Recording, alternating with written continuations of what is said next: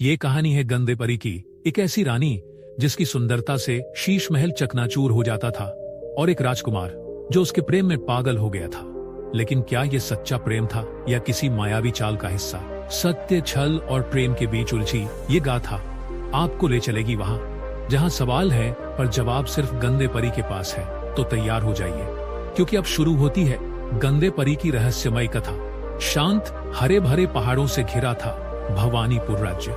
वहां की हवाओं में एक अलग ही साज था, नदियों की कलकल में एक गूढ़ संगीत था, और हर सुबह की पहली किरण जैसे किसी राज को हल्के से छूकर निकलती थी। उस राज्य के केंद्र में एक महल था, ऊंचा, भव्य, परंतु भीतर से अति नम्र। वहां रहते थे एक राजा और रानी जिनकी सुंदरता पर कोई वर्णन नहीं टिकता। रानी का नाम था गंदे परी। गंदे परी का सौंदर्य आंखों से नहीं, आत्मा से देखा जाता था। जब वह अपने श्रृंगार के बाद आईने में अपना मुख देखती तो लगता जैसे उस क्षण कोई गूढ़ शक्ति जाग गई हो। उसकी बिंदी में ऐसी चमक थी जो शीशे को चीर सकती थी, और उसके नयनों में वह गहराई थी जहां चाहो तो डूब जाओ पर लौट कर ना आ सको। प्रजा अपने राजा और रानी से असीम प्रेम करती थी। वे शासन नहीं करते थे, वे सबके स्वप्नों में रहते थे। लेकिन प्रेम और सौंदर्य की इस भूमि पर एक ऐसा क्षण भी आया जहां चुप्पी टूटती नहीं बल्कि सब कुछ तोड़ देती है। दूर कहीं एक और राज्य था। वहां का राजा अपनी रानी के लिए एक शीश महल बनवा रहा था। महल बनता, फिर अचानक चकनाचूर हो जाता। दीवारें दरकती, कांच गिरते, और कोई उत्तर नहीं मिलता। आचार्य आए, तांत्रिक आए, मगर सब मौन। और तब आया एक साधु।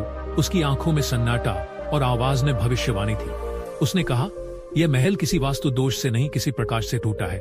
जब भवानीपुर की रानी गंदे परी 16 श्रृंगार कर आईने में स्वयं को निहारती है, तब उसकी बिंदी से निकलने वाली अदृश्य किरण तुम्हारे शीश महल को चीर देती है। राजा स्तब्ध था। समाधान पूछा गया, उत्तर मिला, उस रानी का चित्र यदि तुम्हारे महल में स्थापित हो जाए तो उसके सौंदर्य की किरण वहीं कैद हो जाएगी और तुम्हारा महल सुरक्षित रहेगा। योजना बनी। एक स्त्री चुनी गई जो रूप बदलने में निपुण थी। वह पुरुष का वेश धर भवानीपुर पहुंची, राजा से मित्रता की, और जब भोजन का आमंत्रण मिला उसने शर्त रखी, मैं रानी के हाथ से बने भोजन के बिना कुछ नहीं खाऊंगा। राजा ने रानी से आग्रह किया। गंदे परी समझ गई थी कि यह अतिथि जो दिखता है वह है नहीं, लेकिन उसने कुछ नहीं कहा। वह मुस्कुराई। उसकी मुस्कुराहट में मौन चेतावनी थी, मगर किसी ने नहीं सुनी। उसने भोजन परोसा, और जैसे ही झुककर थाली रखी, उस स्त्री ने चुपचाप उसका चित्र खींच लिया। उसी रात जैसे ही वह चित्र दूसरे राज्य के शीश महल में लगाया गया, गंदे परी एक प्रकाश के बीच गायब हो गई। उसके स्थान पर रह गई एक चुप्पी और एक पत्र। राजा ने वह पत्र खोला। उसमें लिखा था, जिस दिन मेरे बिना यह महल अंधा लगने लगे तब इस पत्र को वहां दिखाना जहां से मैं आई हूँ, शायद कोई मुझे लौटा सके। राजा विक्षिप्त हो गया। भोजन से दूर, शैया से दूर, वह केवल उस छवि की परिक्रमा करता रहा जो अब केवल स्मृति में थी।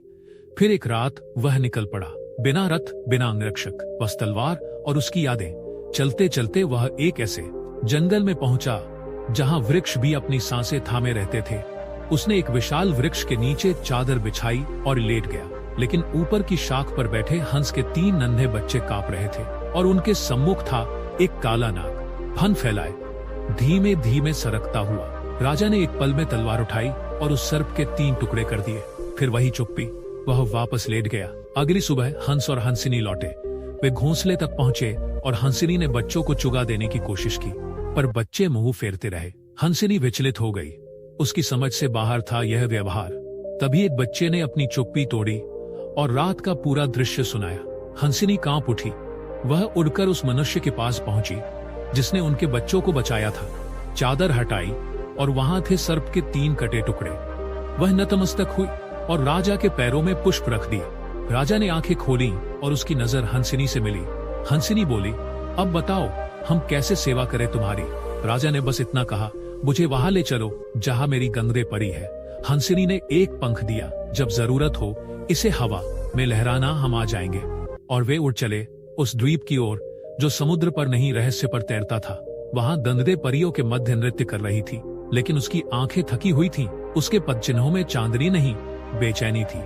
जब परियों ने एक मनुष्य को द्वीप पर देखा तो चारों ओर हलचल मच गई, लेकिन राजा ने वह पत्र दिखाया और सब मौन हो गए। गंदे परी ने उसे देखा। वह न मुस्कुराई न बोली, बस देखा। उसकी दृष्टि में समय थम गया। लेकिन उसे पाने के लिए राजा को ढोलक बजानी थी। इंद्रदेव की सभा में उसने बजाया। जब ढोल थमा, इंद्रदेव ने कहा, अब पहचानो उसे जो तुम्हारी रानी है। सभी अप्सराएं आई, दिव्य रूप, मोहक सौंदर्य।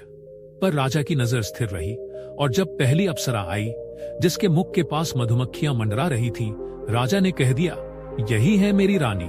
इंद्रदेव ने कहा, तुमने प्रेम को सिद्ध कर दिया। अब दोनों लौटे, हंस और हंसिनी की पीठ पर हवा को चीरते हुए। भवानीपुर में फूलों की वर्षा हुई, सड़कों पर दिए जले। राजा और रानी लौट आए थे, गंदे परी की मुस्कान लौट आई थी। और एक रात जब चांद शांति से आसमान में तैर रहा था, गंदे परी ने कहा, एक बार और उड़े। राजा ने वह पंख लहराया और फिर वे उड़ चले, ऊपर, बहुत ऊपर, जहां प्रेम ना शब्द मांगता है, ना वादा, बस एक साथ उड़ने की आजादी चाहता है। क्या गंदे परी सच में उस राजकुमार को मिल गई, या यह सिर्फ शुरुआत थी किसी और रहस्य की? क्या प्रेम ने सच में विजय पाई, या कोई ऐसा राज है जो आज भी अंधकार में छिपा है? जानिए इस दिल को चीर देने वाली कहानी का अगला अध्याय हमारे अगले भाग में। तो जुड़िए इस स्टोरी के साथ, लाइक कीजिए, सब्सक्राइब कीजिए और अगले भाग के लिए कमेंट में जरूर बताइए, क्या आपको लगता है गंदे परी सच में प्रेम करती थी या कुछ और था?